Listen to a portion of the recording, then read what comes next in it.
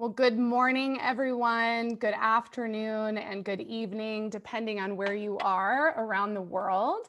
And welcome to another episode of the Buddhist Biohacker. We are creating conscious content for 1111D, and we are loving every minute of it. And I am your host, Lisa Gunshore, as always. And I am absolutely thrilled to present this incredible group of women today. And for all of you who are joining into the live, I see you guys already coming in. You can use the chat box to the right of your screen to ask questions, to share comments. If there's anything that's activating inside of you, you're welcome to share it. I'll be moderating that throughout the roundtable today, so please do that. And don't forget to click subscribe if you have not already. We are well on our way to our next milestone with YouTube, so that's exciting. And thank you for all who are supporting us in our mission. And today's topic, we have a powerhouse of women here, and our topic is about the divine feminine and the rise of the feminine and the divine feminine healer. And I asked all of these women to come together so that we could talk about this and talk about what the divine feminine is and what it means to each and every one of us. And I'm just really excited about that, and just excited to share each and every one of these ladies with all of you. So again, welcome in to everybody who's joining in the live.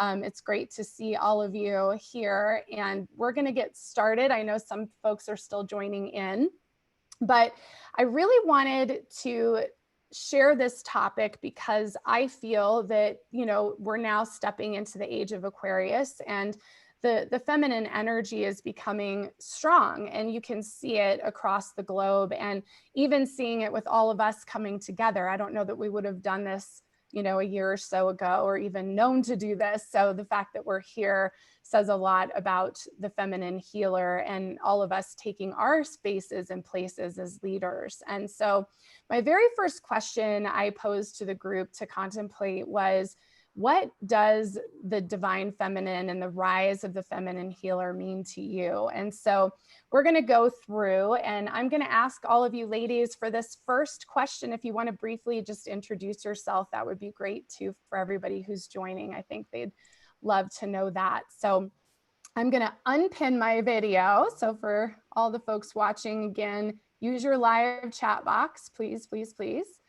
Make sure I did that. Okay. All right, so I think we'll start with Nancy. If you want to start with your thoughts and a brief introduction. Thank you. I'm Nancy Thiel-Vogt, and I mostly work through the pattern of the triple spiral labyrinth. That is my modality. And pretty much everything that I've learned has come through the three spirals. In terms of the rise of the divine feminine healer, it feels like we are being invited into our own deep knowing. And the more that we can heal ourselves, the more that we can heal others along the way. I love it. Miss Taria, how about you?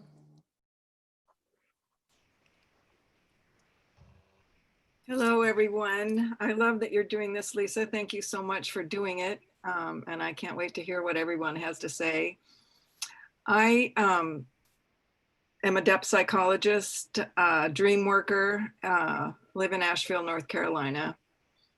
And my sense of the rise of the divine feminine, since it began, pretty actively a few years ago, I kept getting this image. I'm somebody who works with the Oracle and very interested in the early events of the oracular consciousness that came up through in Greece with the Oracle of Delphi. And they say that the Oracle of Delphi used to sit over a hole in the earth, and that the vapors from the earth would rise up, and those vapors would give her the information, and it came right directly out of the earth. And that image has been with me through this whole time. Is my feeling is that it's the earth herself and the vapors kind of coming up from the deep underground well of that feminine soul and consciousness of the earth that is rising now. And it's like we're all now that oracle of, you know, that the oracular consciousness now that used to be just, you know, used to be that there was just a shaman in the tribe. Not everybody was learning the shamanic ways. And same with these sort of oracular ways of consciousness. I feel like we're all called to it now. And so these vapors are rising up for all of us, and for all of us to be able to participate now in the making this ancient feminine soul conscious in our human consciousness, but in the, you know, in the whole web of life.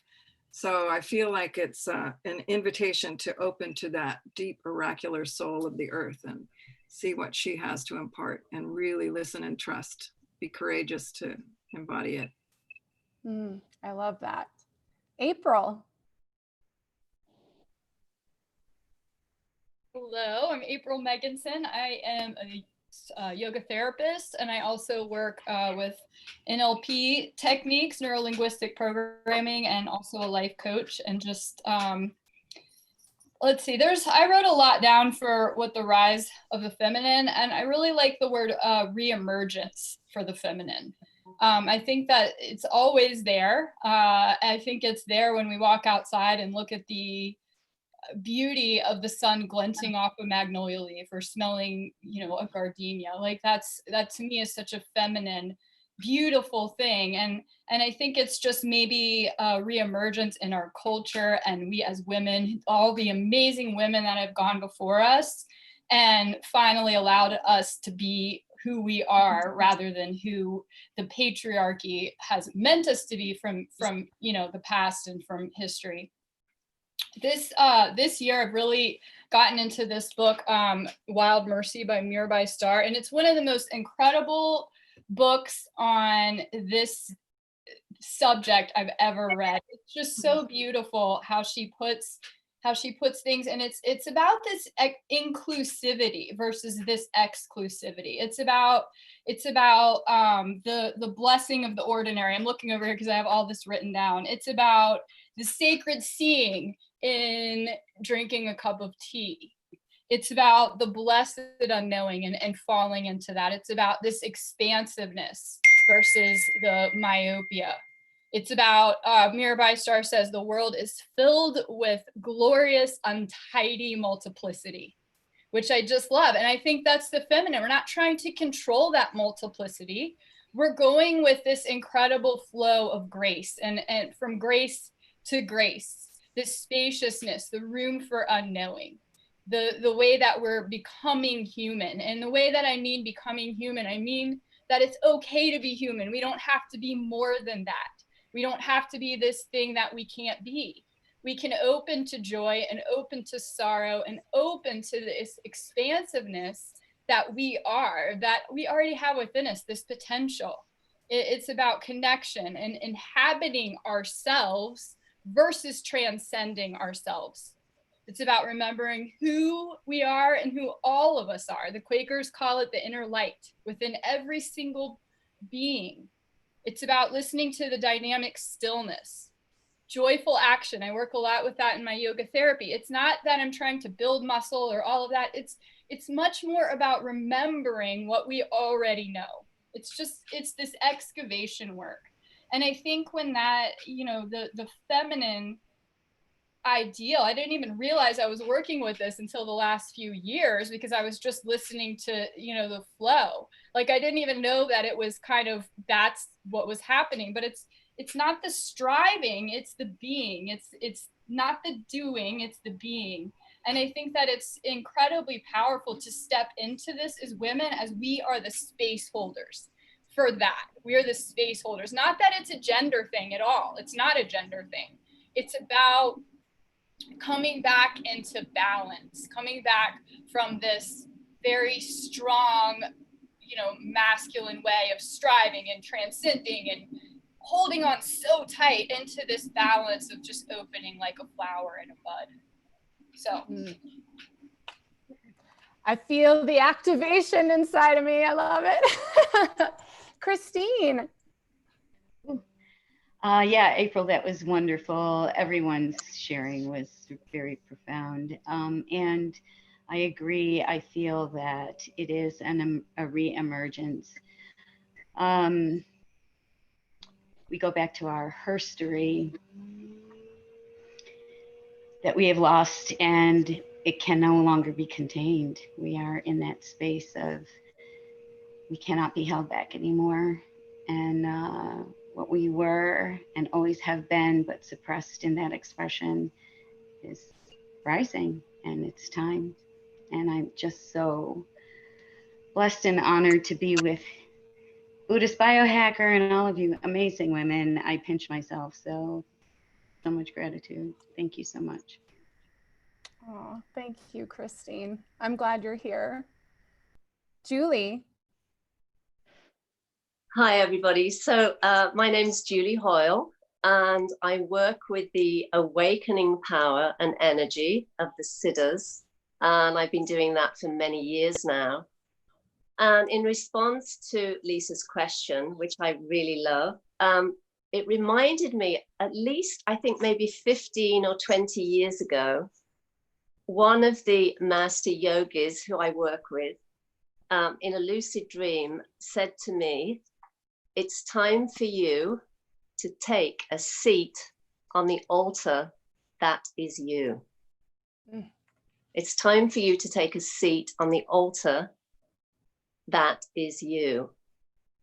And I knew that what she was speaking to was the importance of owning who I am, owning my insights, listening to my intuition, and following the call of that, no matter where it took me.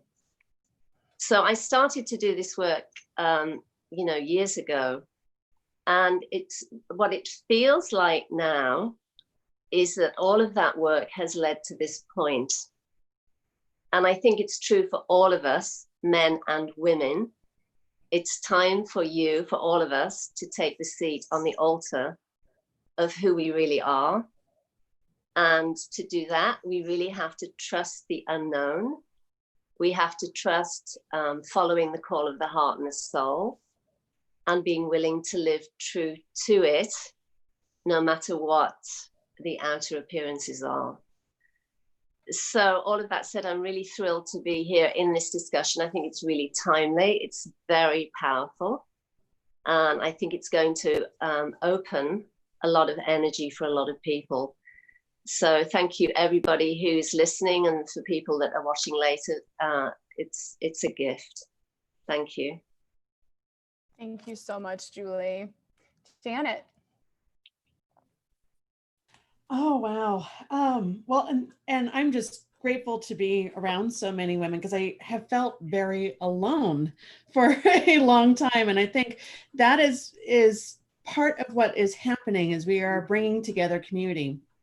My name is Janet Rose, and I am a social justice attorney. I've been working with folks in highly vulnerable, marginalized communities for about the last 10, 15 years. And what I am seeing so often, and in the work that I do, and whether it be in public policy or law, or just the service that I provide for individuals, is this rise and need for compassion. And I'm seeing so much trauma coming forward, and I think there's no mistake about it. There's a reason for that, because part of what the Divine Feminine does is recognize and heals those deep core inner wounds, because that's the part of the unknown. That's the part of the darkness. That is the part that I think a lot of us try to shove aside or shove away, or our society forces us to not confront, or gives us plenty of distractions so that we don't confront it. And what I do see is that we are moving into a level of higher intuition, where we can start trusting our gut and trusting that is the right thing to do, trusting our perceptions. I think we've seen so much of this power and control, and that's where I focus a lot of my energy, is unraveling those systems and those dynamics of power and control. And us stepping into that sovereignty, you know, much like Julie said, owning yourself and owning who you are. And it's funny, I've had that message my entire life, but it's only been pretty much in the last year that I have felt myself rising into that level of the queen or whatever archetype. I think all of us are kind of switching these archetypes from ones that were centered on others and some that are centered on our own authenticity. And I think that rise of authenticity and that rootedness of authenticity and removing all of the things that have been blocking that is really what we're seeing right now. Thank you so much, Janet. Sue. Make sure I'm off mute. Hello, well, I am Sue Hunt. Sometimes I'm listed as Suzanne, my full name. And I am a clairvoyant healer and energy worker, a spiritual teacher, and a minister for the Church of Infinite Spirit. And so in my energy work, when I look at masculine versus feminine energy, you know, the divine masculine, if you want to pose it that way, is all about achieving our goals, realizing our dreams, moving forward, energy moving out and into the world. And the feminine, the divine feminine, is all about receiving. And a lot of you, I'm going to be reiterating some of what the others have said as well, and just affirming those thoughts, and that the feminine energy is about receiving. And when we think about receptivity, it certainly affects our ability to care for ourselves, nourish ourselves, have that compassion that Janet was talking about. Those are all feminine qualities. And I think the world is moving in a way where all of us, both whether we're in a female or a male body, we all have both those masculine and feminine qualities or energies.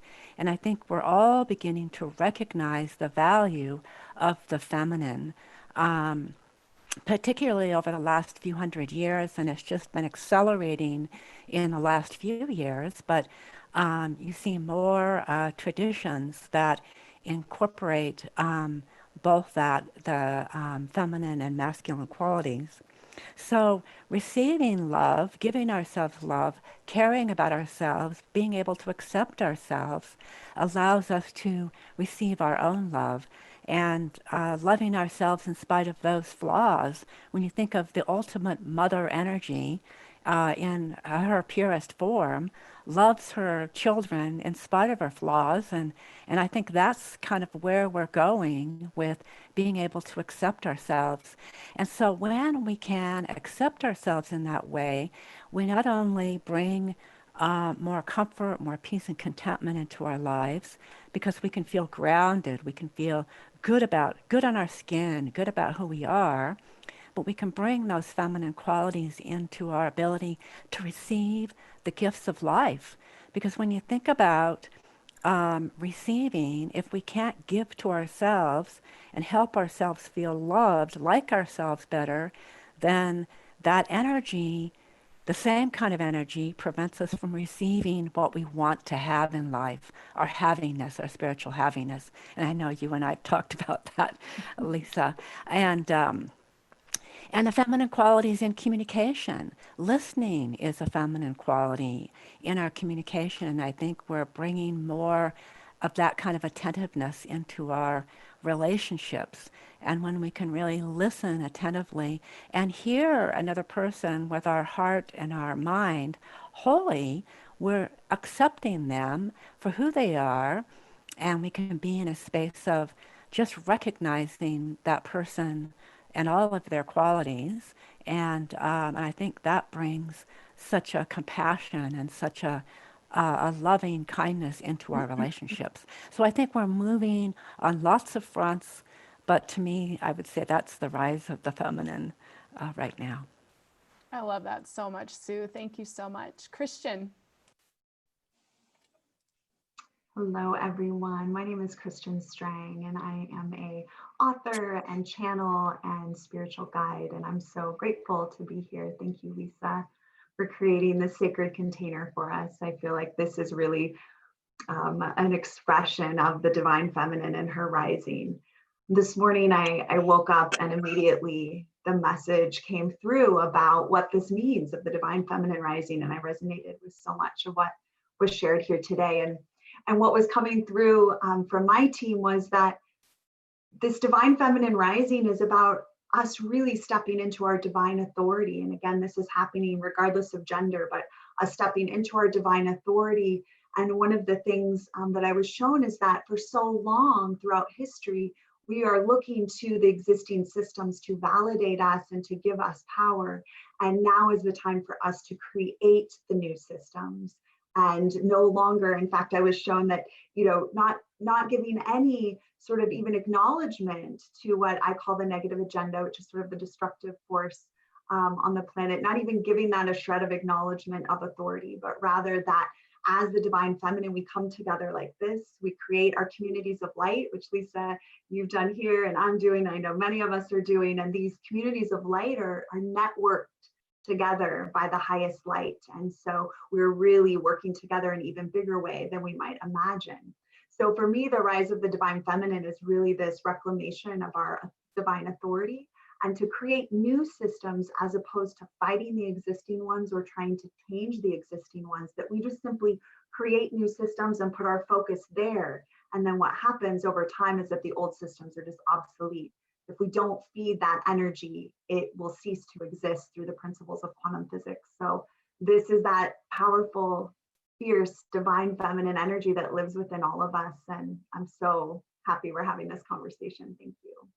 Oh, thank you, Christian. Megan. Hi.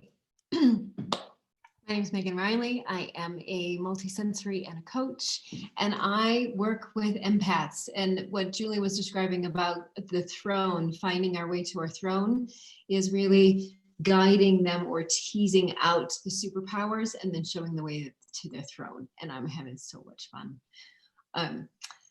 The rise of the divine feminine. And I think sometimes we use the word divine a lot without really embracing what divine is. Like we just take a breath and breathe into divine, like who she is. She's compassionate, she's loving, she's nurturing, she's straight, she's clear, she's sexy, she's all of those things.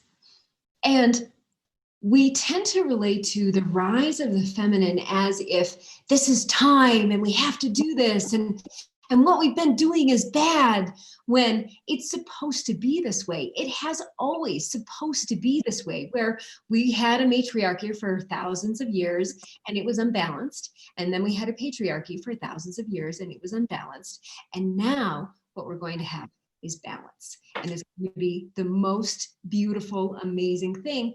And it's a little rocky to get there because where we were headed was into a mountain. And so this is not an easy shift. This is not just we close our eyes and wake up one day and we're in the balanced masculine and feminine. And when I work with relationships, here's like the basic is, the thing that we have forgotten is the masculine is in service to the feminine. The masculine is in service to the feminine thriving, to the feminine showing up, to the feminine being her best self. And that is both in the energy and in personality and in relationships. And so the divine masculine being in service to the feminine, that is healing, that brings in immortality, it brings in possibility, it brings in the sensual, sensuous parts of life that we have left behind. That's the kind of thing that is rising, and that's the kind of thing that we get to embrace. And I think it's a very exciting time as a grader goes by. Thank you, Megan. And Becky. Thank you. Okay, so Chris, I have notes from all of your guys' comments because it was just amazing. Everybody had so many great things to say that triggered me in some way. I teach people how to be the architects of their future. So I call myself a life transformation coach. less dealing with trauma, more dealing with what Christian said, creating our future. Creating your future. You are who you are right now, and you have 100% responsibility you need to take for your life going forward, because you can't change that. But what you can do is do something now to ensure the best possible future for yourself. So that's what I do. And I am a Reiki healer, and coming to learn that a lot of what I'm supposed to be doing is actually transmuting the negative energies and moving negative energies out of people. That's a really new thing. So what I wanted to say about the divine feminine, you guys, when I was in high school, there were 5 girls in high math class and 30 boys. And it's like people kept saying, you can do this, you can do it. Just because you're a girl, you can still do, like, doesn't mean you can't do this, you can do this. And I remember thinking, wow, how I must be some special girl because I'm one of 5 in a, class of 30 boys. And it's so different from that now, because for some reason, I think we've all grown up in a time where we've always known we could do it. And nothing's holding us back from that. So, you see the high math classes now, and it's way more balanced, if not a lot heavier in the girl department, so we're seeing a lot more women rise into those spaces where men have been. Christine, when you said the thing about her story, this is the thing that we talk about history, his story, and our whole history is based on a male perspective. And I've been called to write the story of Mary Magdalene and kind of tell her story, and Mary and Jesus' daughter Sarah. I'm being called to write her story because these things are missing. And I'm sure, Christian, you've been doing this too, trying to write the story of these people, because I believe women have been the wind under the wings of the men. Like, they wouldn't be flying if it wasn't for us. They wouldn't be flying if it wasn't for us. And I also know that the masculine in me needs to be there strongly to get me to do the things I'm being called to do. So, we've got this balance between our masculine and feminine, every one of us.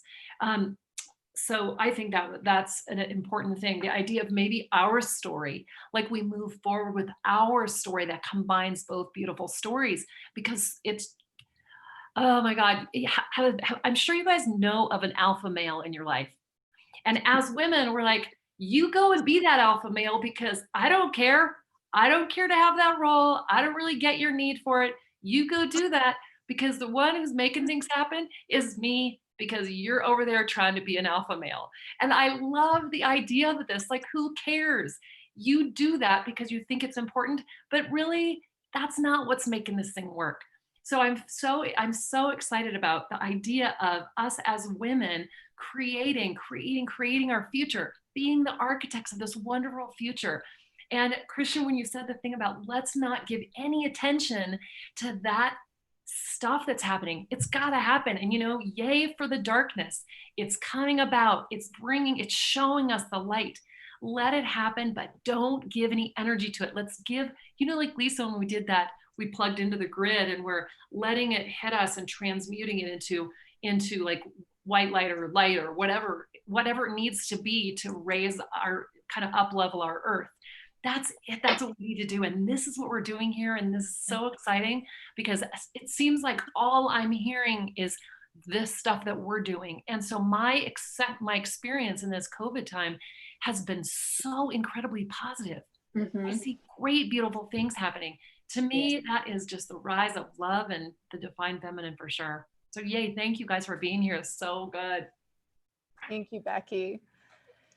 Oh, you guys, this is why I love all of you so much. I mean, truly. And we've got just some really lovely comments. Thank you, guys. Somebody said, I love you, Christine, and they're sending you hugs and kisses. And somebody else is saying, this is just such a beautiful group of women, and it's so true. And for me, I've been thinking a lot about my cottage that I lived in whatever lifetime it was, where I grew my little plants and I had my little divinatory tools and I sat with the animals and I talked to them and I just was myself. And every once in a while, someone would come and knock on my door and they needed some help. And they knew that my cottage was the place to go. And they would sit down at my wooden table and I'd throw out my cards and we'd talk about what was happening, and I'd give them whatever they needed and they would go on their way, you know, and I miss that.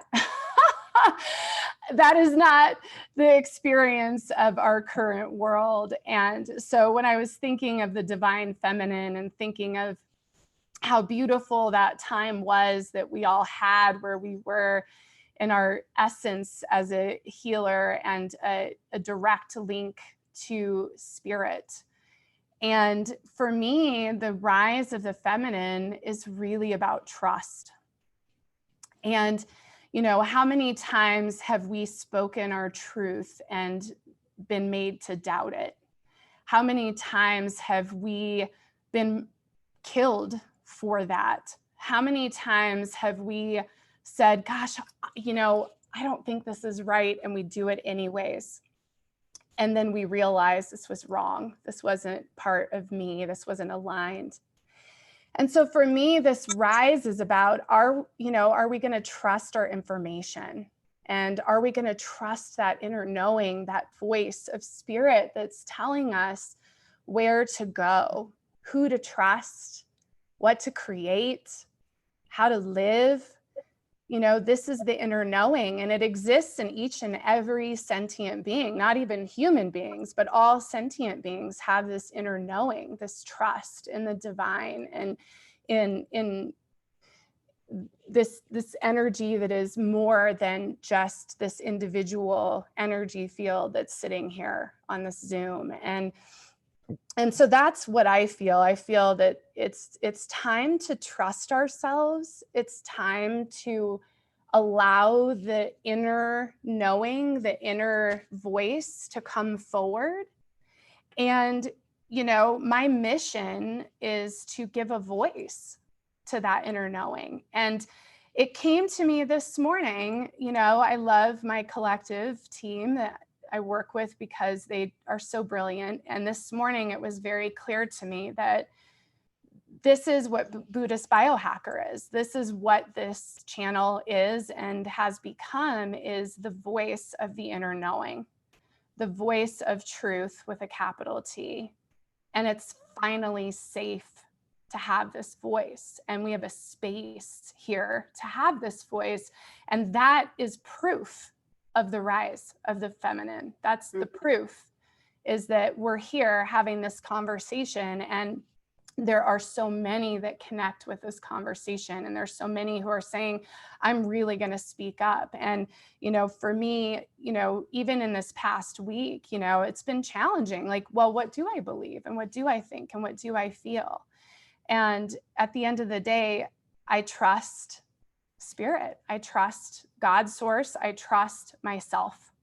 And that, to me, is the divine feminine and what I believe and what came to me today. And so one day we'll all be back in our cottages and sitting down and having tea with our friends and talking about what spirit told us this morning and the dream that we had, and it will be totally fine. And for now, we'll do it on Zoom.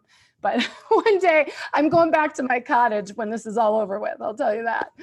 Oh my gosh. So many great things. And so I'm sure that there's a lot that everybody shared that's activating in each other. And really my next question is, you know, what do you want to share about the divine feminine and the healer, you know, that the divine healer, and what does that mean? And so I want to open it up to all of you and whoever wants to share first, and we'll just go from there. Go ahead, Becky. So when you brought that up, I recently received from people that I come in contact with about how could I be a healer? I'm not a healer. I've got to fix myself. And while all that's, I had that same notion at a certain point. And I believe we're all called to be healers in some way. And we're not being called to be perfect people that heal. but it's in fact our flaws and our things that might be considered not appropriate. I don't know, like the weird ways we are, I guess you could say, which make us uniquely capable of healing. So it's not like we've got to be perfect. I'm not perfect in so many ways, and yet I'm allowing and willing, and I hold kind of the highest light. That doesn't mean I'm not gonna inadvertently hurt somebody. So you guys, when I was doing this meditation this morning, I set out to do like a transmutation of dark energies. And what happened was Sarah came into the room, like kind of washed over me and said the weirdest thing, said, forgiveness, hold on, forgiveness implies wrongdoing. And I thought, weird, because I do talk a lot about forgiveness. And the thing about it is what we feel like we have to forgive in ourselves and forgive in others sometimes is precisely what made us who we are. Maybe it was bad. Maybe it was uncomfortable. Maybe it seemed like it came from a bad place, but it doesn't necessarily mean it did. Like all things come from source, good and bad, dark and evil. So I believe that I want to ask and put a call out. If we need you to step into a healer role, and don't wait for you to be perfect. Don't wait for you to be fully healed. We can't really wait for that. We need people to be here and step into the role of healer, and you will be shown how. You will be shown the way if you step in, and you don't have to be perfect. I love it. Megan had her hand up, and then we'll go around. Go ahead, Megan. Yes, Becky, yes. Yes. What we need is your too muchness. We need all of those things that you have had or felt to turn down over time, where you've been too sensitive, you've been too intense, you've been too shy, you've been too. And all of those things, what they're doing is they're leaking energy out of you. And it's actually designed that way. It's actually, so you're leaking energy out so as not to build energy. When the feminine builds energy, and that can also be in a man, but when the feminine builds energy, that is her true power. That is where her intensity starts to build, and that's where then the reverberations start to go out, and actually it can even pull her forward. So I even make a list of all of those things. What are those too muchnesses? What are those things that you've had over time to turn down? Even the too critical, too busy, too nosy, to all of those things that we've been told to control us, all those things that we've told ourselves, shame ourselves, and put us into a position of being smaller are all what we need to, as if it were an oven dial, turn it all the way up, because there are women who need exactly what you have to say, and they need exactly what you have to say in all of your intensity and in all of your imperfection and in all of your messiness and just all of it. And the faster that you can do this, so that the deeper that we can go into shadow work, we got you. Like look at these women here. We have all got you. The deeper that you can go into that too muchness is also then the higher that you can go into the possibility. I love it.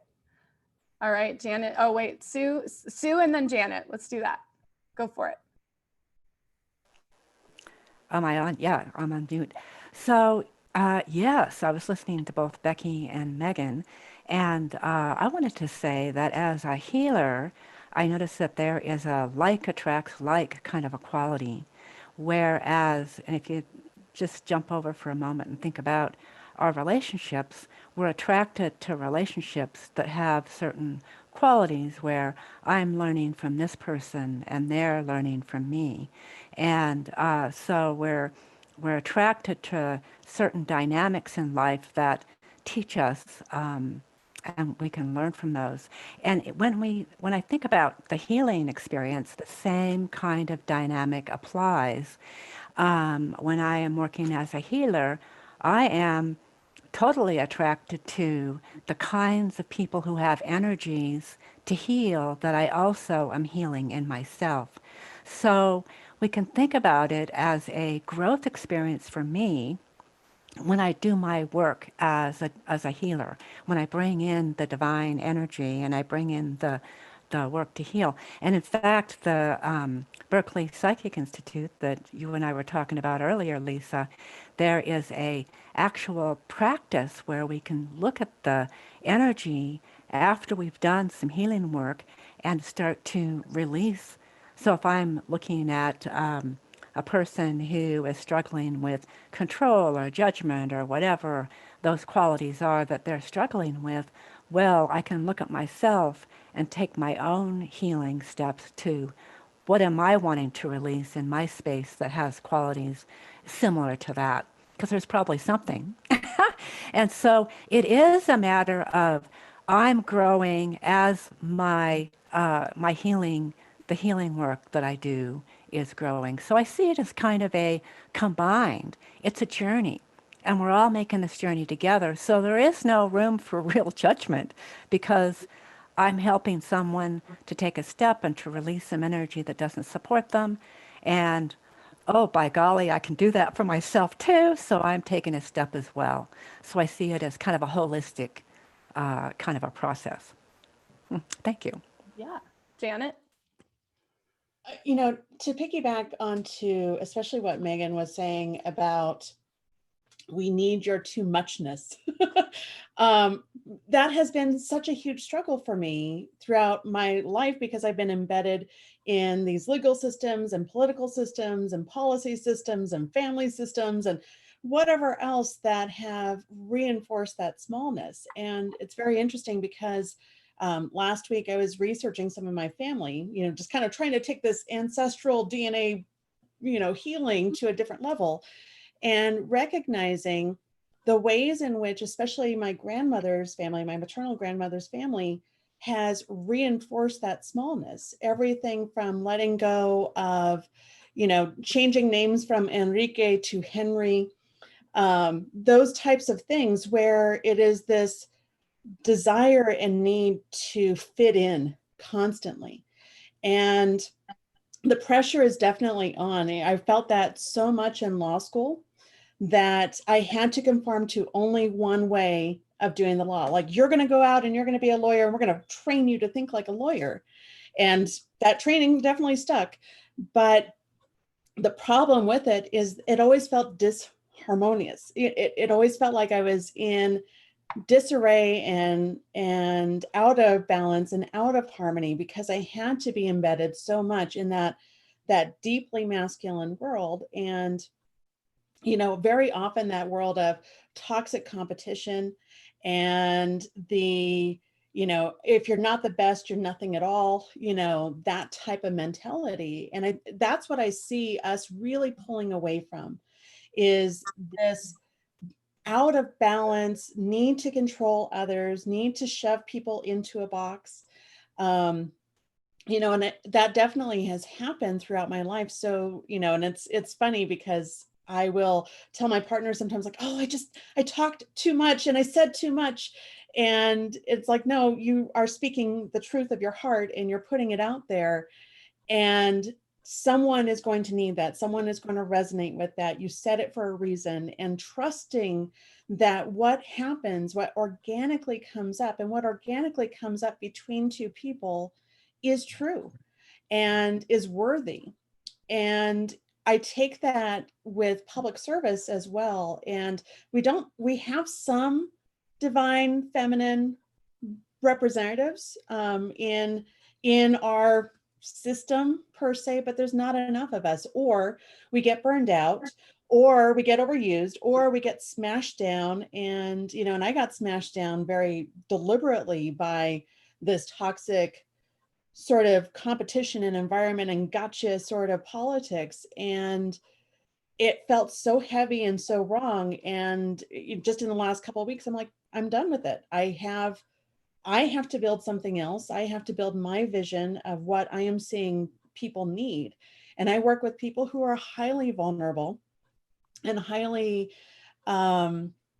susceptible to these oppressive systems, and they don't have the individual power alone right now to be able to do that. And so that's where I can step into that leadership role, where that too muchness is finally enough to go out and do the thing and change the thing for the folks who don't have that power right now to be able to do that, who are just starting that awakening process. I've had this nice advantage of having to have lived in that world and seen everything that was wrong in that world and how we can create that balance. And this idea of integration of light and dark has been, I think, the theme for the last couple of weeks, from the summit on.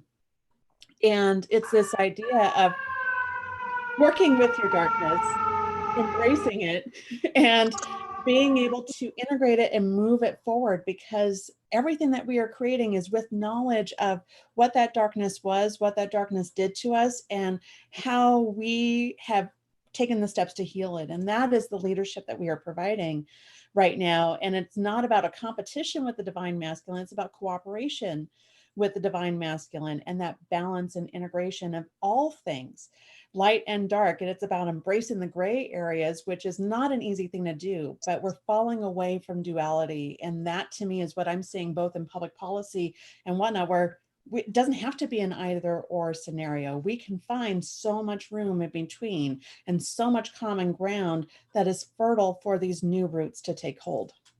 Yep, so true. And we're going to go to Christine, but I want to share a couple comments from the audience. Thank you, everybody who's watching. Really, really lovely audience today. One of the comments we have is, what is also important as divine feminine is to accept the masculine as how they are. So often women tend to push against the masculine instead of understanding it and working with it. Healing lies in union. We have another comment that says, theta healing even incorporated this like attract liked with healer and client, and asking for the healing to come through to all who may receive it on the planet. I think of us as children when we push and pull and know that we are sorting out our boundaries, no shame. So those are some great comments that were out there I just wanted to share. And Christine, go ahead. Hopefully your siren's gone. Clearly spirit wanted to speak on that. I know. It's like flagging Janet's beautiful wisdom. And I want to thank you for being on the front lines of that, because I think we forget, and it is true, you know, we want to put our focus on what we want and not what we don't want. And yet we are inheriting a lot of things that need our attention. And we see women, you know, it's like, well, we are receivers, but I know for myself, I contain a lot of masculine energy. One of my astrologer girlfriends had said to me, you have so much masculine energy and you pour it all into the divine feminine. And I was like, oh, well, that's an interesting realization for me, because, and as I didn't say earlier, I work with the body. More in a self-care, I call it wellness beauty. So my focus is on the body, but not in a shaming way, but in an empowering way, and bringing back some traditional practices. And our roots from this long imbalance of the masculine energy that we have today really does need to have some warrior women. And I love our too muchness, because that is the place where we stand and we say enough is enough. And as we put our attention, as Christian said earlier, on what we do want, and it passes away, we can literally see this happening now. We can see these structures just crumbling, and we're in free fall, right? So we're in free fall. I have Tom Petty in my head right now, sorry.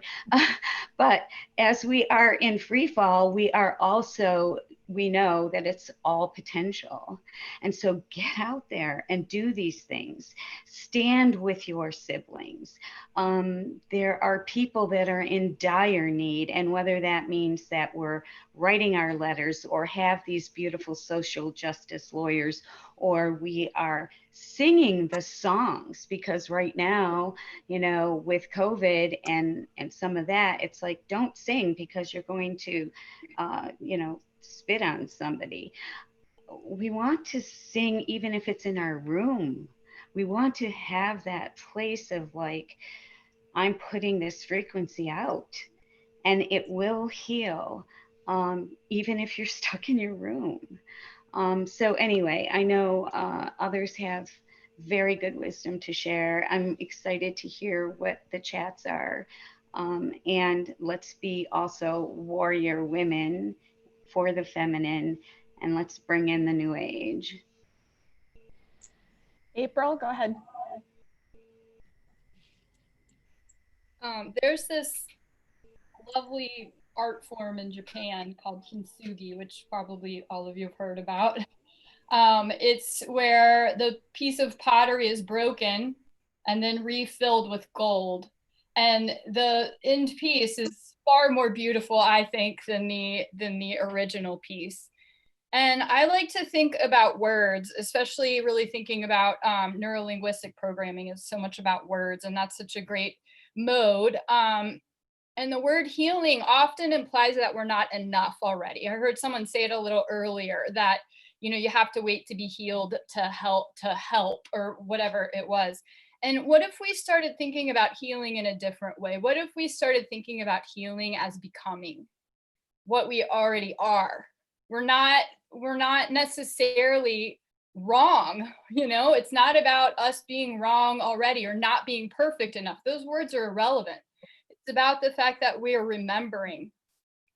I think it's why awakenings can happen so quickly, because it's this remembering that happens in a quantum flash versus, and you know, we all have different ways of doing this. We all have different speeds.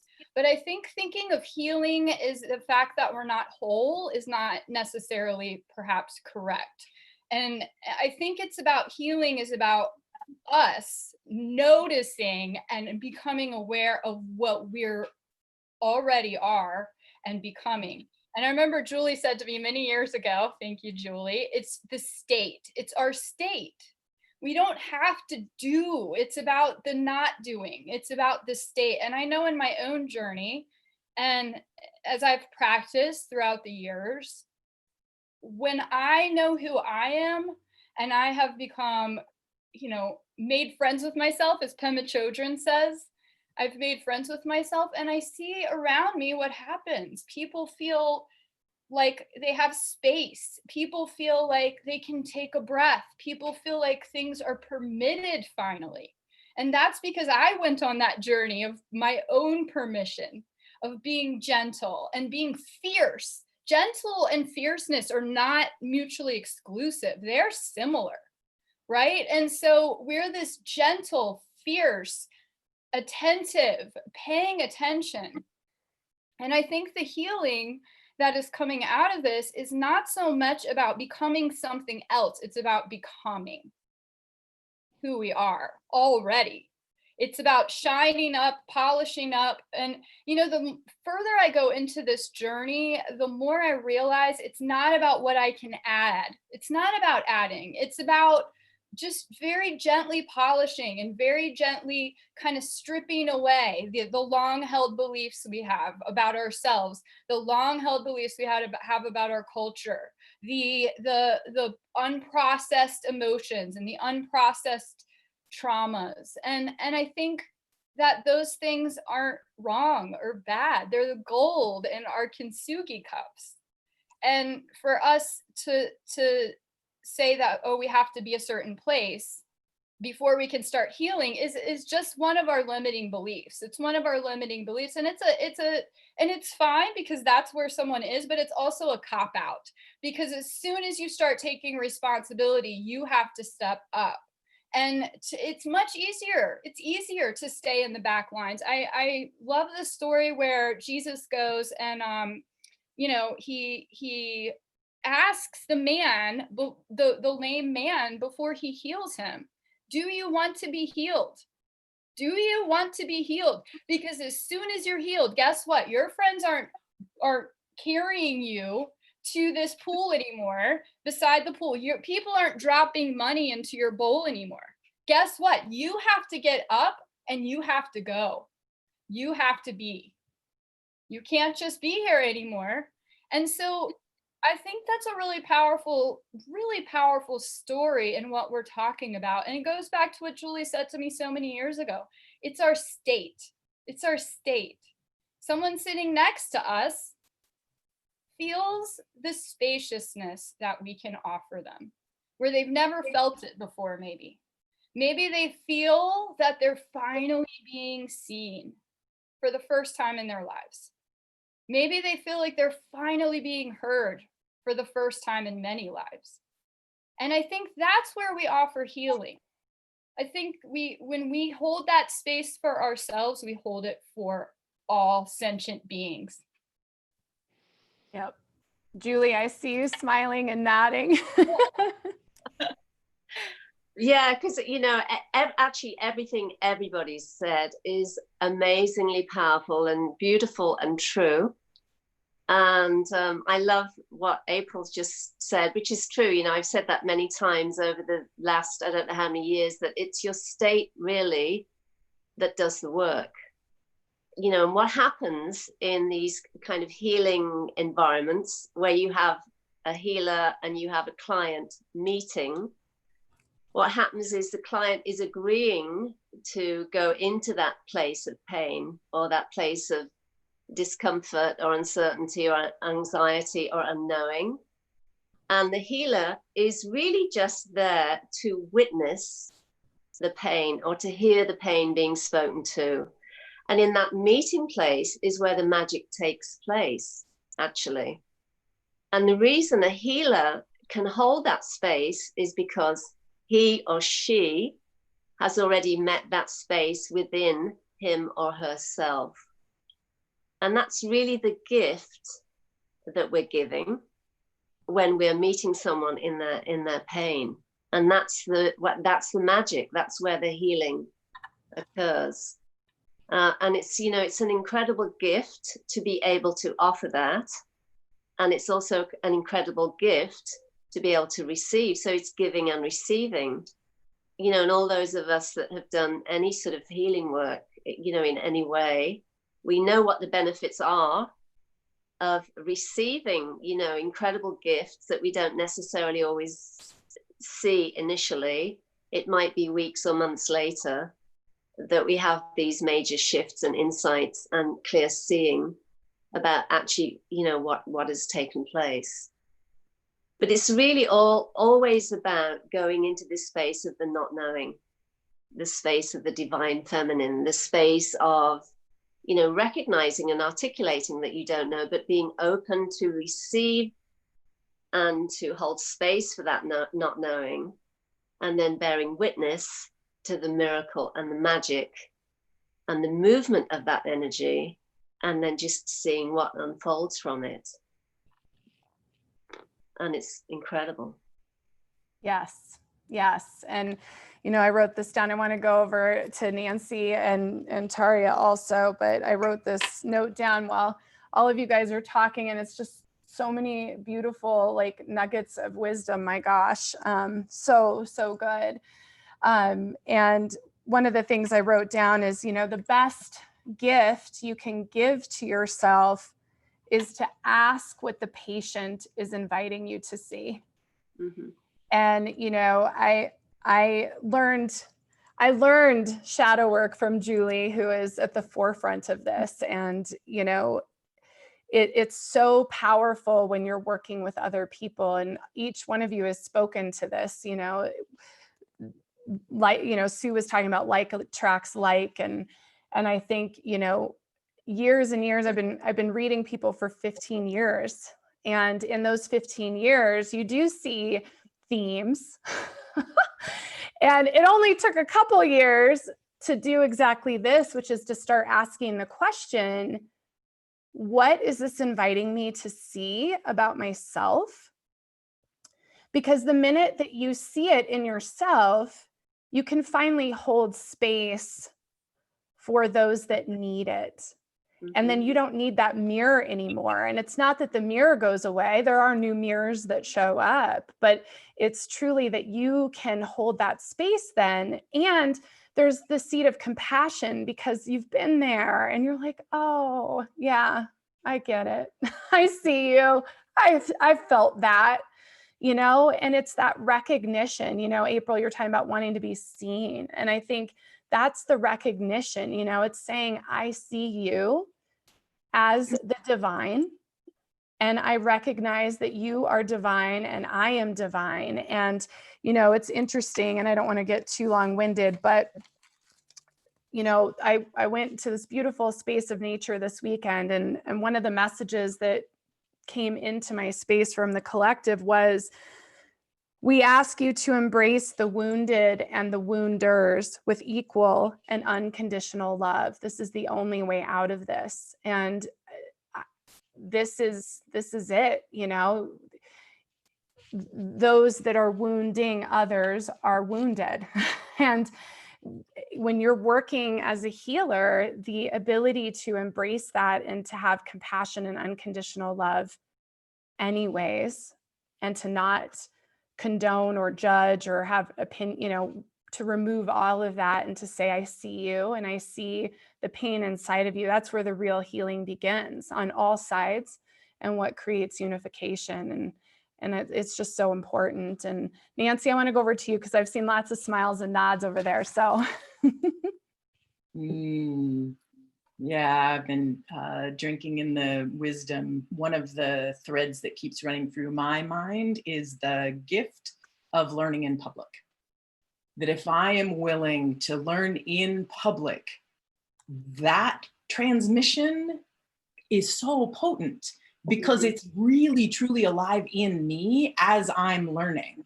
So the more I'm willing to go, okay, I'm like, I'm about to free fall. I don't actually know what's happening, but there'll be things for me and also for everybody else that's in wherever I'm at, right? So whatever healing I can do for me is then rippleable.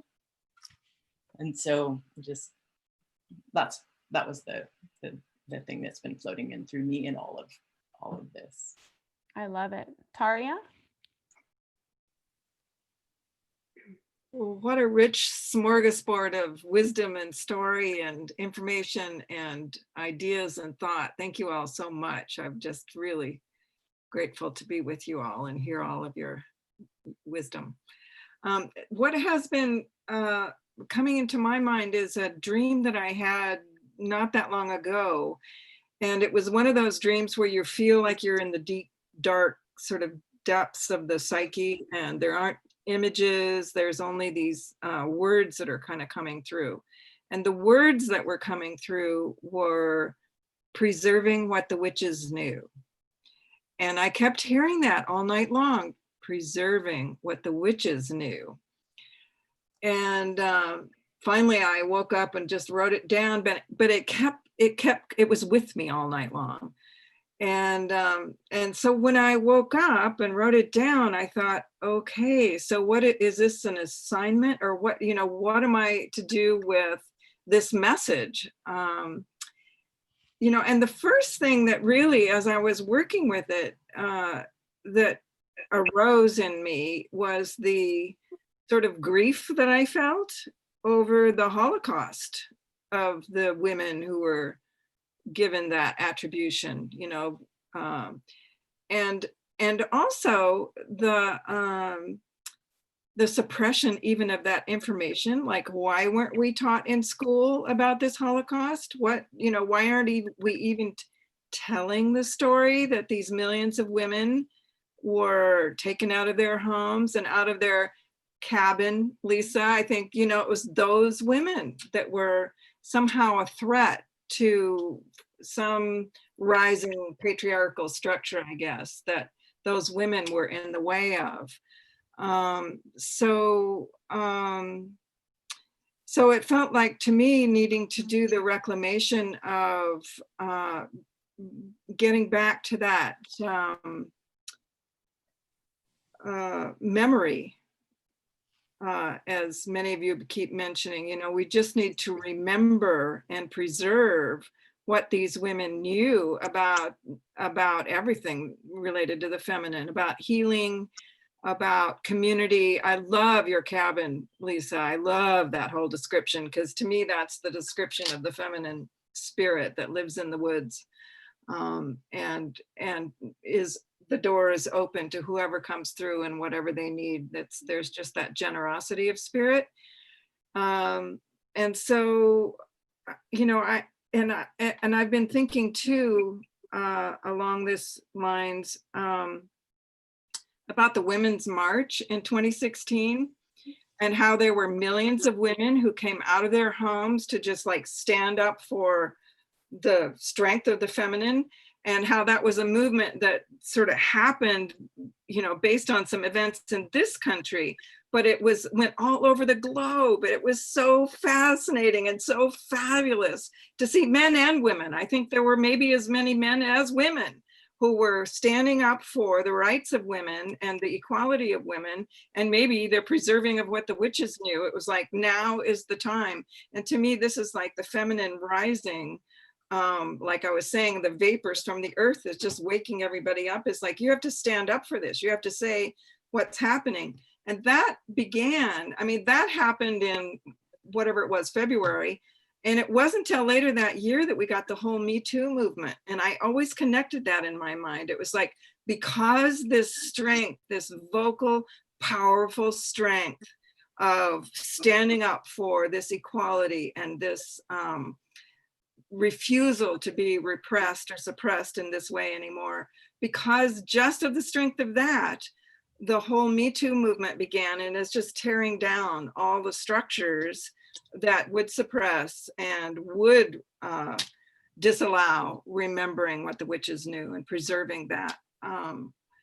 And I will just say, in my personal life, it was when I started connecting through some organic way. It wasn't, you know, I don't even know exactly where it was coming from. It was maybe these rising vapors where I started connecting with the deep feminine voice and my own deep feminine strength in a way that I hadn't even been conscious it had been repressed.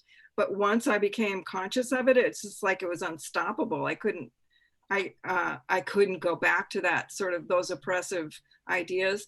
And it was then that it was like in the months and years after that, that my whole life came undone, you know, in heartbreaking ways.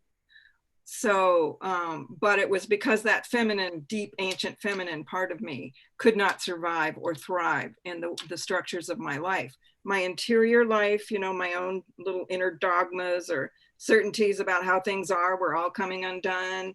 And, you know, so many systems in my life were coming undone. So I feel like part of our work as feminine warriors, as Christine was saying, I love that, you know, is to support ourselves and each other as the dismantling of the old paradigms that are now unsustainable, and we know it now. But as the dismantling happens, to support ourselves and each other in just a really heartful, compassionate whole way. And as Lisa was saying too, not only the wounded, but the wounders, and because it's inside of all of us, and it's inside of, you know, there's the feminine and the masculine aspect of each of us that has to be balanced now, and we see that. But I think it's just going to take a fierce compassion and a lot of courage to allow for the dismantling that is taking place. And I feel like COVID, part of that. COVID is this sort of silent thing that's shutting everything down. And as a globe now, we're kind of having to listen in to what this shutdown is about and what it really offers to us. And again, it's a global movement. You know, it's like the rising feminine wants us all to know that we're all one thing, that we're all together in this. And yeah, I look forward to being on this journey of the revival of all that wisdom and the supporting each other through the dismantling of things that internally and externally may be chaotic and painful. Yeah. We'll go over to let's do, yeah, Christian go, and then Christine. I'm watching hands here. I've been so activated by all of you ladies, Becky, Christine, Taria, what you just shared. Thank you so much for this juicy conversation. I would offer up that we are those women in those cottages, and we are now here again with a new opportunity and a new time in consciousness where we go deep into our shadow and we self-heal and we support the healing of our brothers and sisters. And then we come together as brothers and sisters and create the new reality. And that this separation of masculine and feminine even is coming into healing, that we fully support each other.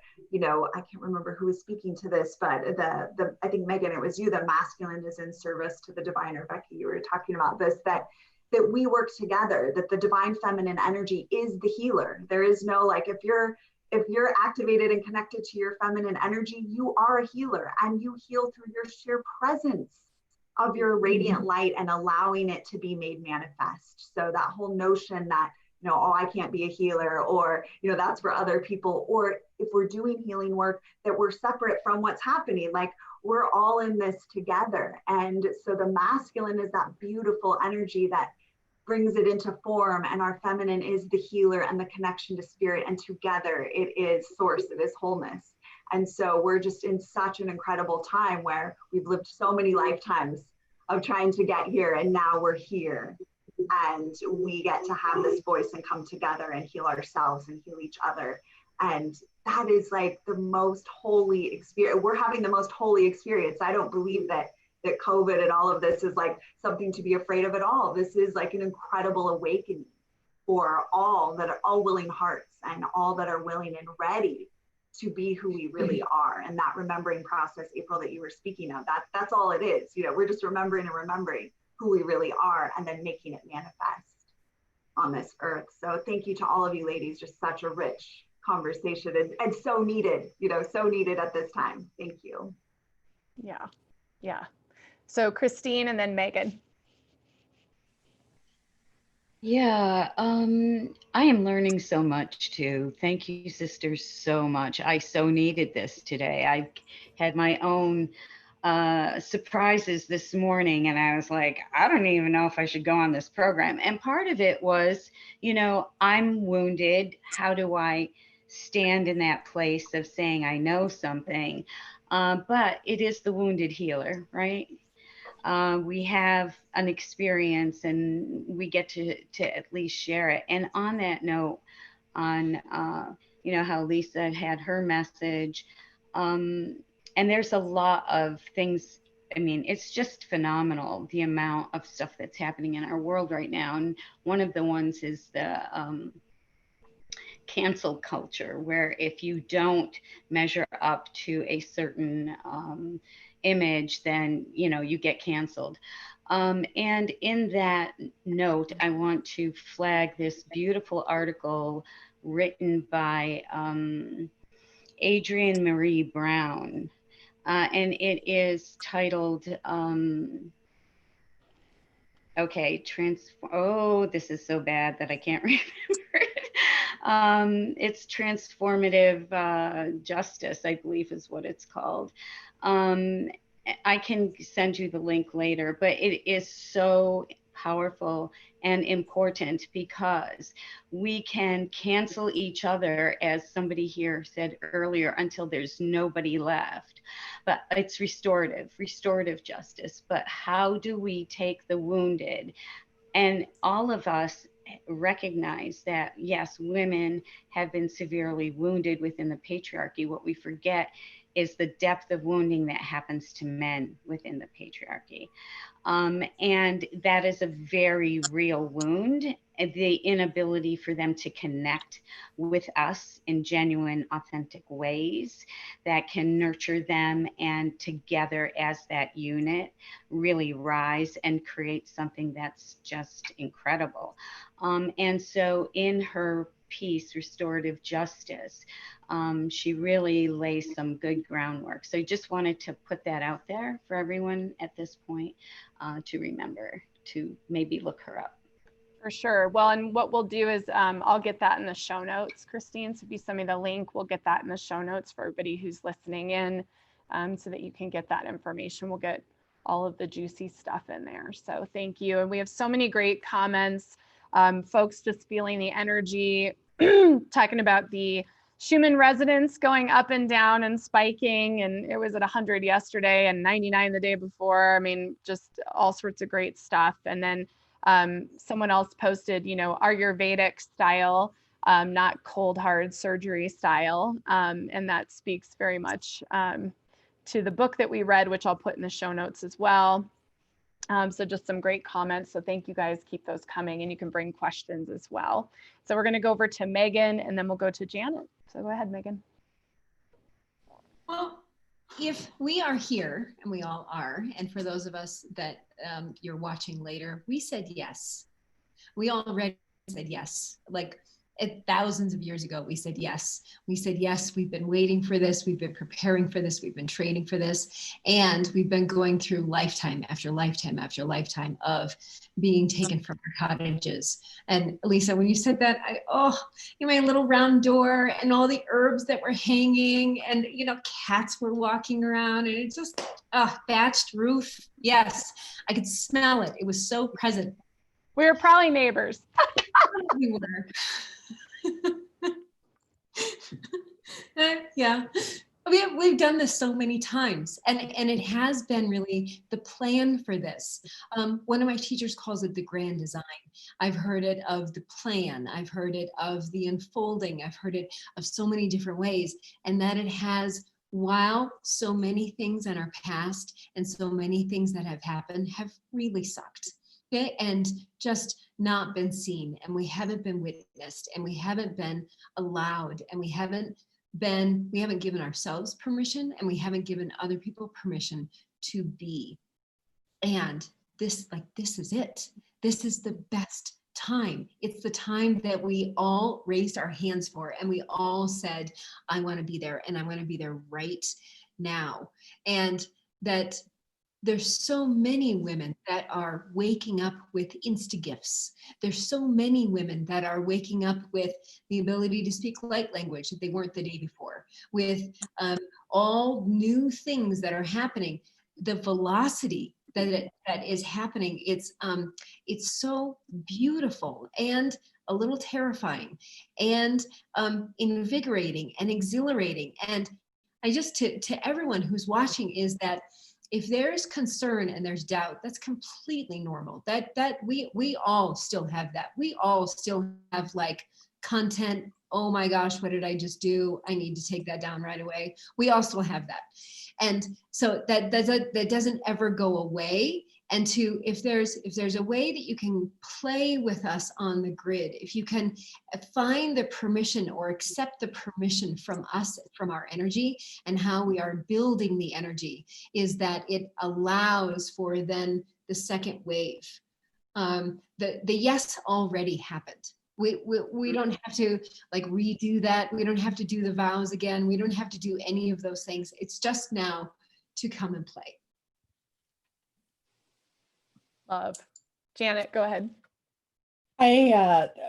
So much, and I'm like filling a whole notebook here with everything that you guys are saying, because there's so much I want to expand on, and obviously we won't have the time today to do that. But you know, to piggyback onto what Christine was saying about restorative justice and transformative justice, and actually that's what I was doing before. Is I was a mediator, and specifically I specialized in transformative justice and transformative mediation, which is basically it's digging down to the root of what the actual conflict is, rather than, you know, just window dressing and band-aids over it, like really digging into the wound and trying to help them unravel the wound at the root of what the problem is. And specifically that works really well with divorce. But what I found was a lot of folks who were divorcing, they became so entrenched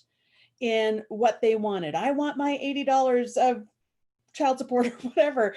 And so the questions I would ask is, all right, so what is that $80 going to do for you? Like what is it you're trying to get at? What's the thing beneath that want or that desire or that kind of stubborn place that you're taking? Because transformative justice and transformative mediation and transformative everything is about getting to the root of it and digging through to get to the essence of what is there. And you know, to do that is highly vulnerable, and so many people are uncomfortable with vulnerability.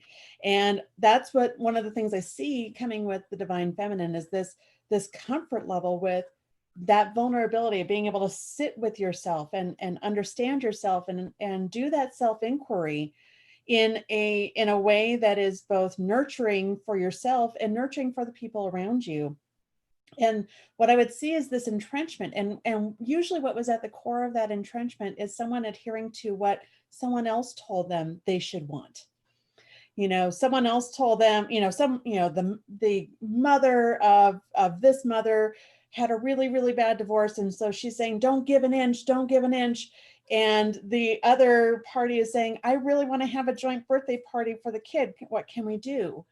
And one of the most transformative moments was that mediation where she realized, oh my God, I'm playing out all of my mom's stuff in this. I actually do want to have a cooperative relationship. I actually do want to celebrate this. We don't belong in an intimate partnership together anymore, but we can transform that into a co-parenting relationship where we are there united with each other for our daughter and in these decisions. And to see that realization come across her face and across his face too, because he was kind of playing out his parents' stuff in a lot of ways. And that was when everything just magically opened up, because she felt safe in that moment to be vulnerable and recognize, this isn't mine.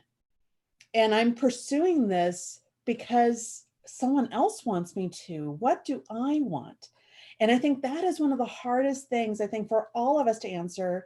And, you know, no difference between men and women, frankly, on that.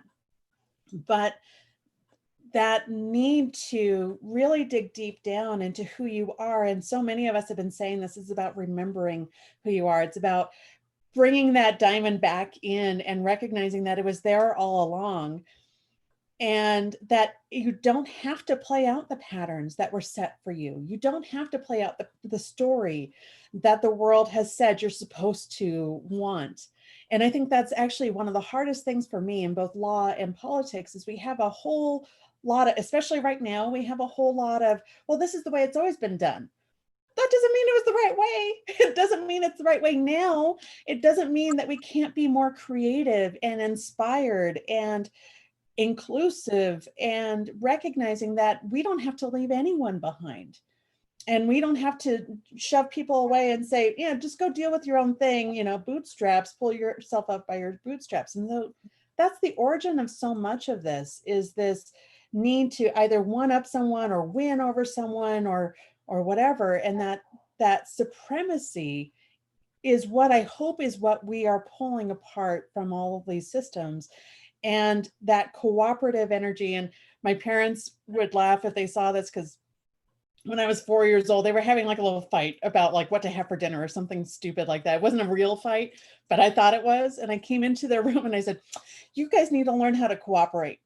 And that has been my theme ever since. And so that was who I was as a mediator. But unfortunately, I left that profession because it was so heavy with this entrenched energy and people who did not want to budge, who did not want to flow with trust in this process and trust in their own higher good.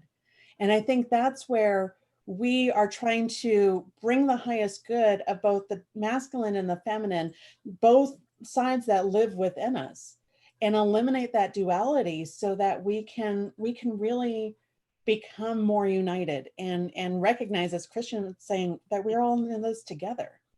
And so that really is what kind of inspired so much of what I'm doing right now, is this idea that we don't have to live separately. We don't have to live separately. We can be invited into each other's cottages and we can be part of each other's temples without it being about one person over another or who's higher or who's lower or whatever. We are where we are, and that's beautiful and acceptable. Yeah. Well, and you said something about being vulnerable, and this is a great segue into my next question for the group, which, so I'm a Scorpio woman, and I'm also a Scorpio woman who happens to be a psychic. So I had some pretty big walls that were created through my life experience as a child and a young adult. And So in doing my own work on myself, there was a affirmation that I chanted many, many times for several years, which was vulnerability is my strength. And it really changed how I reacted to things, and it created an openness in my heart space that wasn't there because I was always protecting myself. And hopefully you guys can all feel that shift. There's this openness, and so within that idea of vulnerability is my strength, part of the divine feminine is being in the unknown and being okay with that, being okay not knowing. And it's quite a journey when you're a psychic or an empath or a healer or a medium or whatever you want to call yourself. When you have insight, being in the unknown is tricky, right? Because you have insight, but you also have to allow things to unfold. So there's this surrendering to what's unfolding and also trusting in the insight that you're receiving. It's this real balance. And so I really want to get your thoughts, because right now as a globe, we're in the unknown with a lot of things that are happening that are forcing us to sit in the unknown. Even sitting as a step parent to 4 kids, are they going to go to school or not?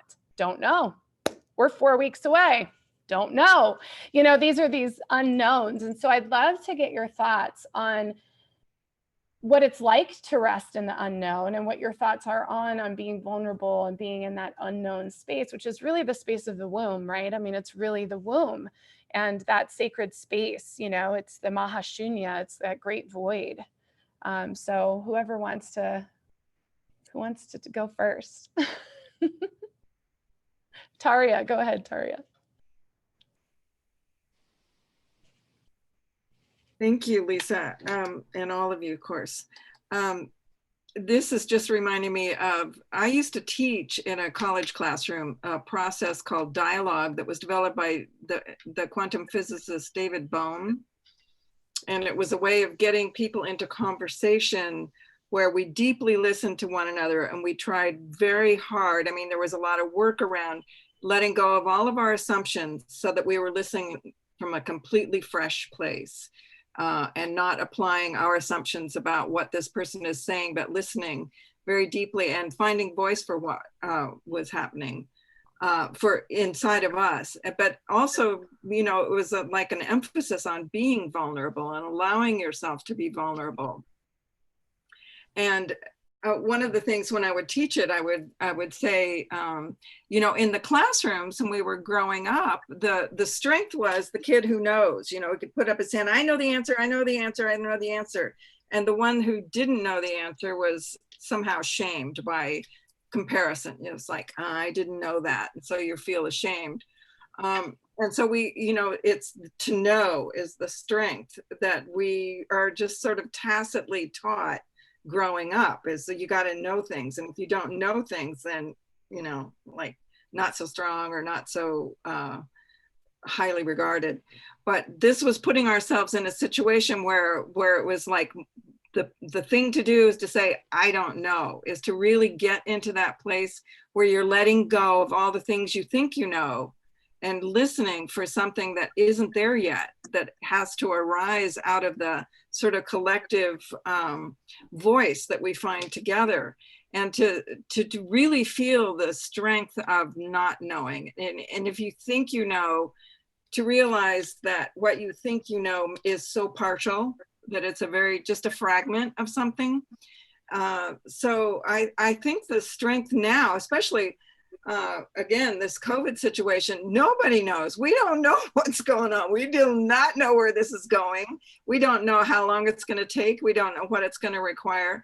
And so for us, it's giving us that exercise of just being in the unknowing and the unknown and finding comfort with that, and allowing our ego that thinks it needs to know something to be just dismantled, to know that the people who can say comfortably, I don't know, I do not know, that's a place of strength, and it's a place of real visionary importance for us to get to that. occasionally we'll have an insight or an answer of some kind, but to know that that's partial and that the unknowing is actually a place of strength. So yeah, I love that. Christian, I see you over there, and then Sue.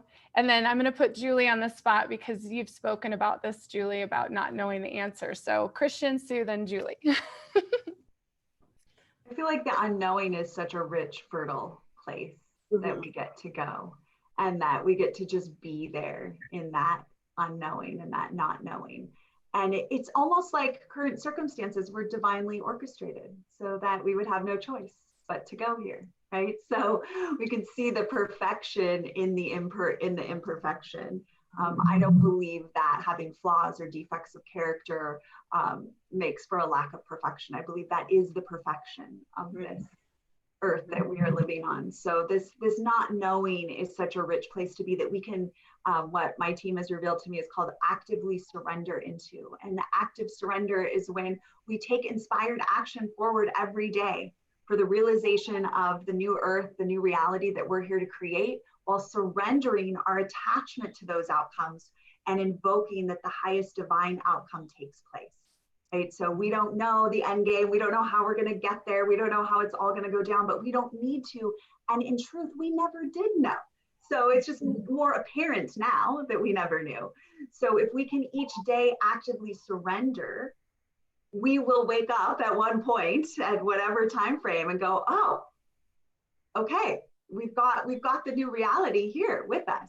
And so the more we can be here in this present moment and the less projecting out, we know it's a new reality that's being created. We know it's a new earth. We know that at some point very soon or not soon, we don't know, the golden age will be here. But how and when and all the pieces are not our job. Our job is to really surrender into each moment and to come together with others. You know, there is a lot of, you know, the wounded healer and all those archetypes that we've all been working through is like to kind of go away and be on your own, but it really is, we're meant to be together in community and to do this together and to support each other and cheer each other on. That's like the feminine is so relational. You know, we need each other. And there's been a long held sort of fear around groups and fear around, you know, what happens when communities come together. And like Janet was speaking about, we can change that. We create the heterarchy. It doesn't have to be a hierarchy anymore. And we can be safe together and we can feel that unity and still have our individual unique expression. So there's so much richness for us in this very moment that we don't need to worry so much about, you know, what's coming. We know we will get there. So true. Sue? Awesome. Well, I'd like to echo, I guess, what Terry and Christian are saying. And what I came to mind is about when Taria was talking about not knowing, there's a lot that we don't know right now, but also the uncertainty.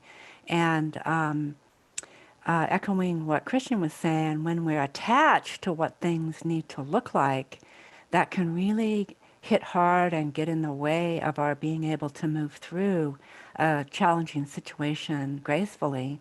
And I was brought to mind about a story a few years ago when I was a team leader for 8 people at CenturyLink, and actually at that time we were Quest, and CenturyLink bought the company, and in that transition there were 3 of us that were going to be laid off, including myself and 2 of my team members.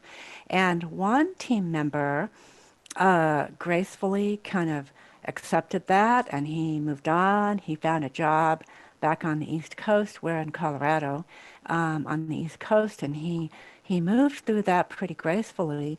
But there was another fellow on the team that really was having a lot of pain and angst about what happened and what he lost. So sometimes when we get focused on what was, what could have been, what should have been, we're attached to those situations, and it prevents us from kind of drawing back the curtain, an analogy to what Christian was saying, and seeing what's here for me today.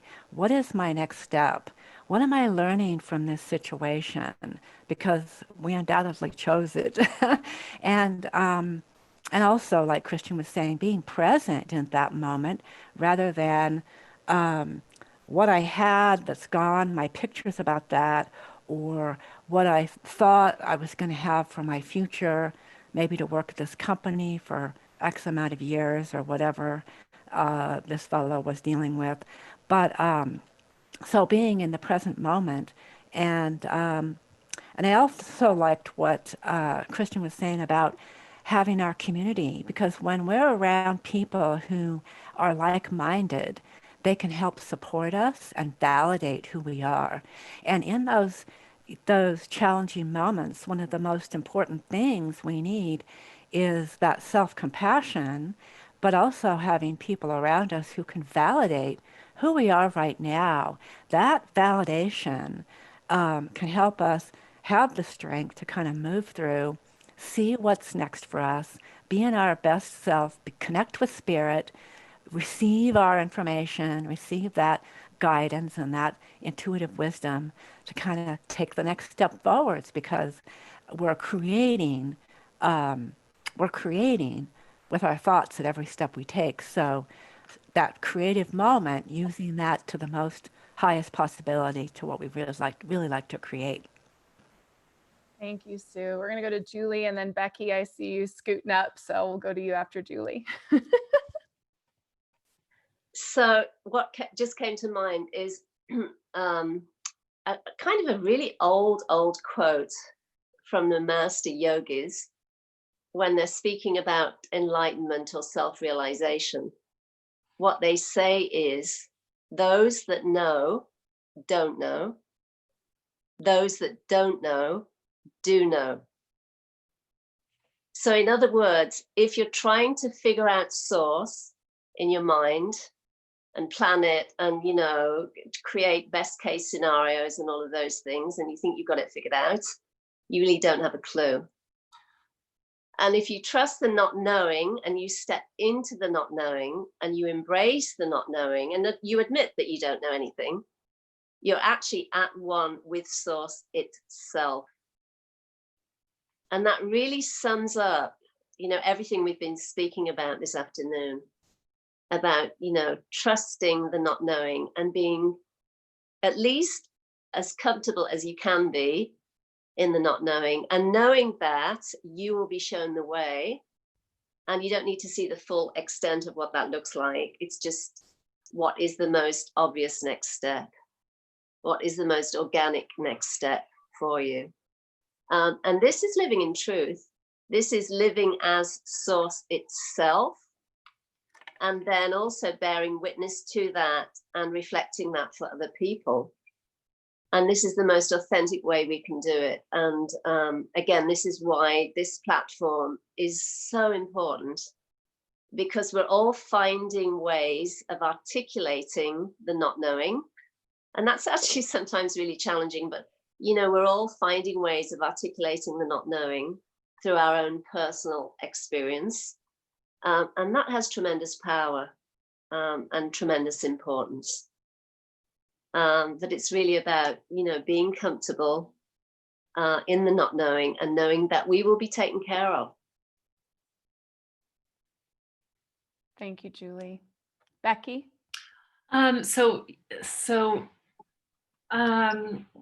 I love this. Like Julie, when you said that, it's something you said made me think of how we expect to receive something is also gets in my way, because I expect to receive from my guides information. And here's step number 1, step number 2, step number 3. And on last Monday, I had the whole day available to meditate. I mean, how cool is that? That's just amazing to think you have a whole day to meditate because there's nothing on your schedule. And my job was to meditate with this particular sacred geometry and work with Metatron in this sacred geometry space. And so I sat, nothing happened. I fell asleep. I got bobbing my head probably at like 2. Not that I stopped and started. Finally, I totally gave up and I was a snot about it. I'm like, well, okay, Metatron, if you're not going to work with me, what's this all about? Like, this is so dumb. I'm giving you my day and it's not working. So I just totally gave up. I said, you know, maybe this is all not true. Maybe I'm making this all up. Maybe I'm just crazy. I just gave it up. the next day, I just because kind of moving through my day and was kind of called to lay down. I laid down, and all of a sudden the sacred geometry appeared, Metatron appeared, took me through the process in a complete way. It wasn't step 1, step 2, step 3. It was me knowing exactly what to do at exactly the right time to make what needed to happen. And that is, it's releasing, it's the allowing yourself to just allowing, it's the becoming, it's allowing and becoming and being reminded in a way you don't really expect. And to me, that is really the not knowing piece, and not having to know, and not having it delivered in the way I expect it to be delivered. I mean, it's so embarrassing to think about me yelling at Metatron, except I was so frustrating. And now I just feel like, okay, this is ridiculous. I need to trust it's coming. And then it just comes in a way more fully engaging and more fully true than I could ever imagine, if given, here's step 1, and now step 2, and now step 3. Mhm. So amazing. So thanks for letting me share that. Yeah, thank you, Becky. Who else wants to jump in? Nancy, go ahead. I have a story that keeps cycling. It's like, okay, I hear you. My one of the very first lessons that I got from the labyrinth. So one of you, I think Megan, said something about Insta gifts. That happened for me on February 2nd, 2011. Prior to that day, I was a singing, quilting, stay-at-home mom. And when I walked this pattern, I was as if a flip got switched, and I was like, oh shit, wait, there's what is happening? There's all of this information out there. So the one of the first lessons was I got told that I should walk the labyrinth at 6 in the morning, and I was like, 6? That's early. I don't want to do that. And I was like, can it be 6:30? And they're like, no, 6. Okay, fine. So I get up the next morning, and it had been raining all night long, just pouring down, just pelting rain. And so I get up in the morning, and I'm out there walking, and the first thing that happens was it's pitch dark, so I have a flashlight. You know, when you're walking with a flashlight and you're walking in a straight line, you aim it, 3 to 4 feet ahead of you. That is fantastic if you're going in a straight line. We're never going in a straight line, right? So I get up to the entrance to the labyrinth, and I realize that my flashlight it's focused on the center point where you turn and go the other direction. I'm like, well, that's cool, but I can't see the very next step. And so when I pulled my flashlight down, just this visceral, like, oh, right, this moment, this step, right here. It's great to know where I think I'm going, but truly this moment, this step. Mm-hmm. So that was just like sort of reverberating in my cells. So I walk the labyrinth, and I have this just lovely experience, and I come back and I climb back in bed at 6:30. And at that point I realized it was not raining, it was lovely. At 6:30, the time that I had argued for, right? The heavens opened up, and I would have been soaked. And so it was at that moment that I went, oh, right. This is what trust feels like. So I know that. So I'm still allow myself to argue. So I would have argued with Metatron. I'm just like, I'm allowed to argue, but I'm not allowed to not do. Mm. That's beautiful, Nancy. Thank you for sharing.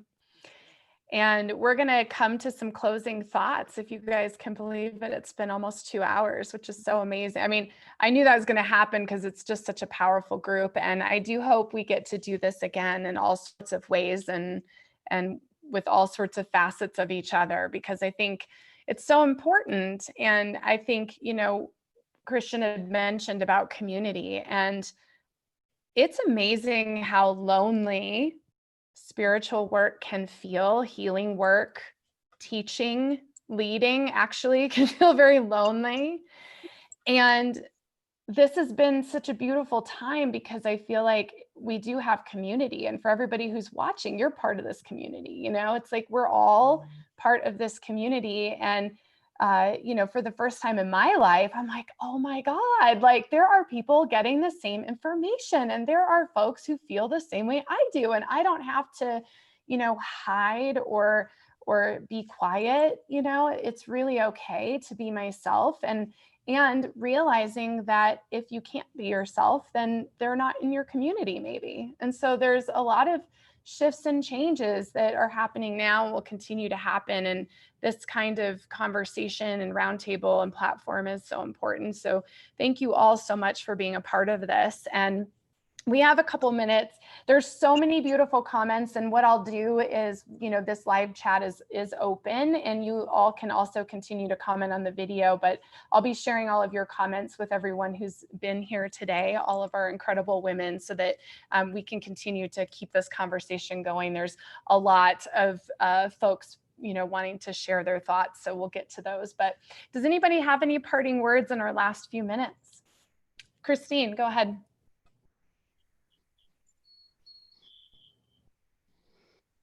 Hey, so I just wanted to share a couple of things. The past is important so that we know where we've come from, and to have a vision. You know, it's important to have a vision of where we're going. And on those two notes, I wanted to share what I feel are some really fun and important.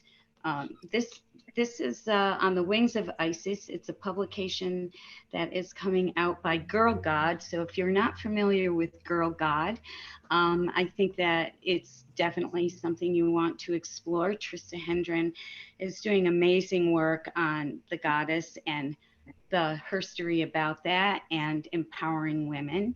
The other, I don't have a little sheet on, and I'm sorry, Tristan.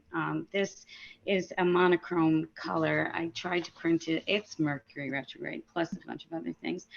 But Rain Eisler, she is a Holocaust survivor, and she started the Center for Partnership Studies.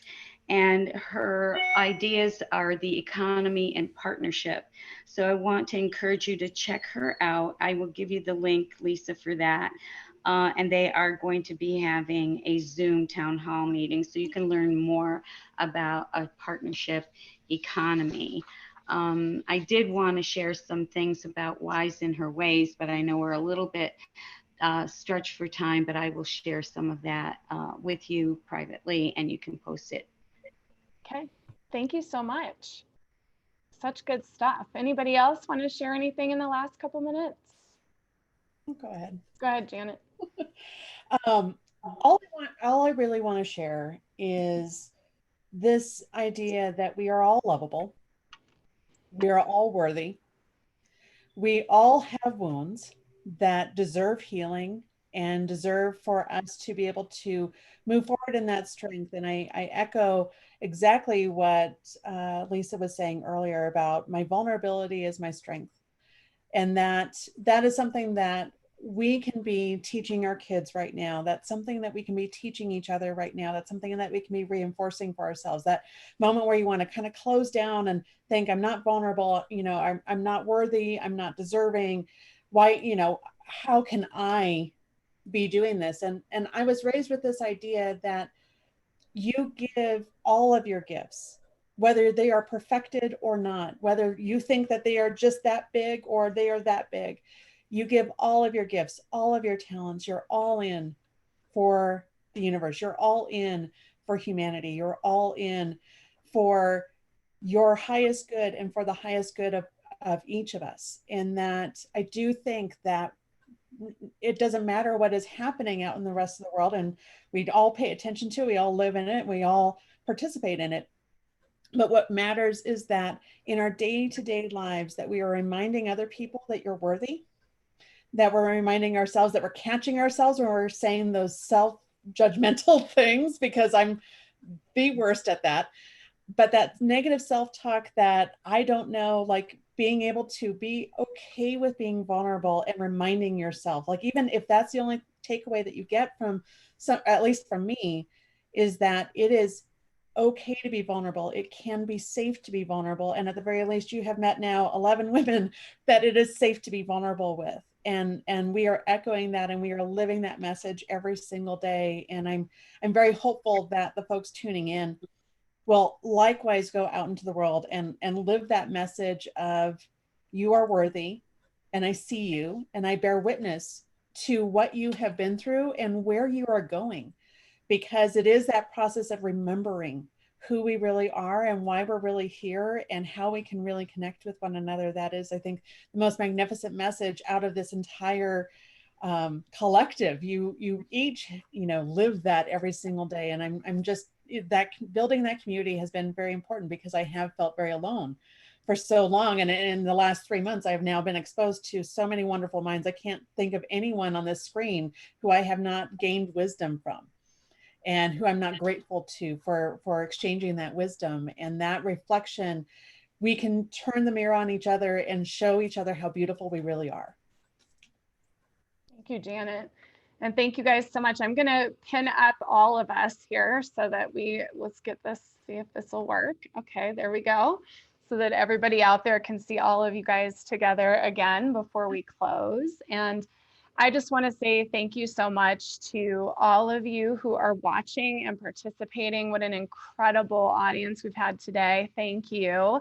And thank you to each and every one of you incredible women who said yes to being here today. Each one of you has been a part of my life in one way or another. And, I value and respect and honor all that you have to bring to the table. And the message from the collective continues to be, everyone has a seat at the table. And I think that, is part of what this is about today. And so thank you so much. And many of the women here are going to be on Buddhist Biohacker in the very near future. So do connect in, and we are announcing our monthly download of conscious content, which is featuring Julie Hoyle. So thank you, Julie, for that. So this month, it's all about diving into Julie, who is at the forefront of shadow work really on the planet. So this is the person to help you integrate what is happening at this time, and it's invaluable work and is more than transformative. I don't even know what the word is. So thank you all so much. And we are back one more time tomorrow live this week. And then we get a little respite, and then we're back next week. So thank you so much. And thank you to each and every one of you. I'll get all of the links and everything in to our show notes. And again, just have an amazing, amazing day, everybody. Mwah. Thank you, Lisa. Thank you. Bye, everybody. Bye.